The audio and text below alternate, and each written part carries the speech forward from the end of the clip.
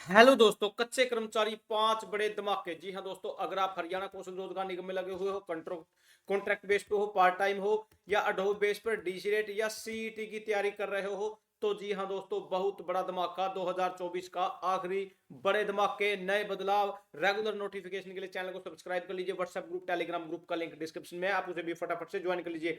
जी हाँ दोस्तों, मैं आपको आज अलग अलग पांच अलग अलग बिग ब्रेकिंग दिखाने वाला हूं। जो कच्चे कर्मचारी हो या पक्के कर्मचारी हो या सीईटी वाले हो या कौशल रोजगार निगम वाले हो, सभी के लिए बेहतरीन।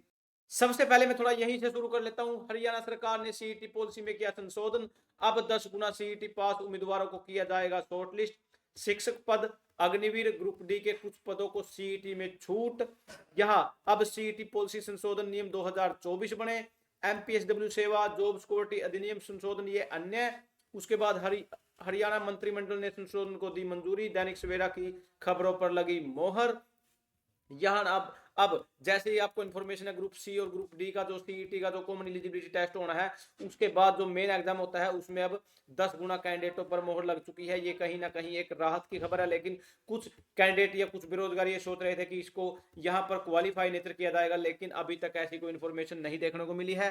लेकिन थोड़ा ये भी देख लेते हैं कैबिनेट की मीटिंग में क्या क्या हुआ। टीम हरियाणा कैबिनेट के महत्वपूर्ण फैसले। यहाँ 28 दिसंबर, आज है 29 दिसंबर। यहाँ सेना सीआरपीएफ के शहीद के परिवारों को अनुग्रह राशि 5 लाख से बढ़ाकर 1 करोड़ रुपए, 50 लाख से, सॉरी।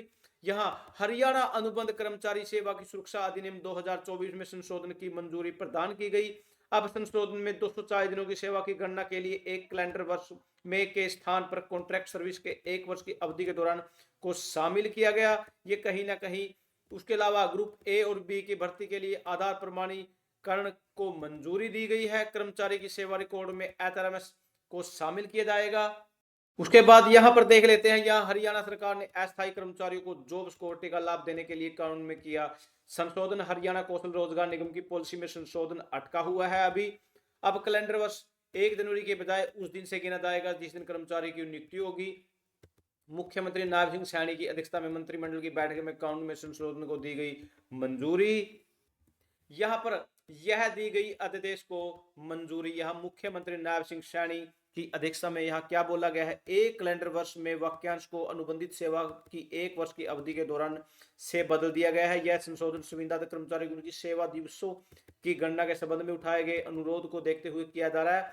वर्तमान कर्मचारियों ने अनुरोध किया था कि 240 दिवसीय सेवा आवश्यकता की गणना कैलेंडर वर्ष की बजाय 1 वर्ष की संविदा सेवा अवधि के दौरान वास्तविक दिनों की संख्या। जैसे ही कोई कैंडिडेट ज्वाइन करता है, कर्मचारी करता है, तो उसका 1 वर्ष वहीं से शुरू होगा।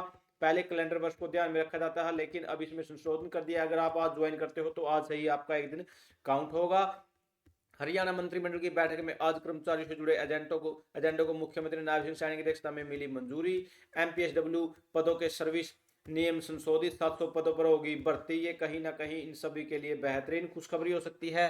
लेकिन कहीं ना कहीं एक दुख की बात, ज्वाइनिंग को लेकर जारी किया गया आदेश। एचकेएन के 5 साल से कम सर्विस वालों पर गिरेगी गाज। जैसे ही कोई पक्का कर्मचारी आएगा तो कौशल रोजगार निगम में लगे हुए कर्मचारी जिनकी सेवा को 5 साल से कम हो चुका है, उनको ही हटाया जाएगा। कहीं ना कहीं ये दुख का विषय है।